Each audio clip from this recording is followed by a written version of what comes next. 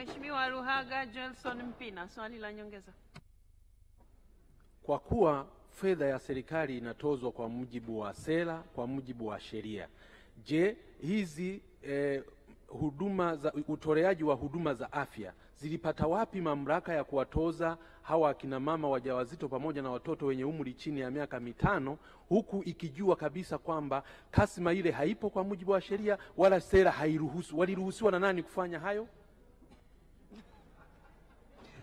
Mheshimiwa Naibu Waziri, majibu. Nijaribu tu kumwambia Mpina kuna sheria, kanuni, lakini pia wakati Mheshimiwa Naibu Waziri ni Mheshimiwa Mpina. Okay. Mheshimiwa Spika, naomba nimjibu kaka yangu Mheshimiwa Mpina kwa kumwambia wakati mwingine katika sheria kuna wakati kuna sheria iliyopo, kuna kanuni zilioko, lakini pia kuna kutumia busara.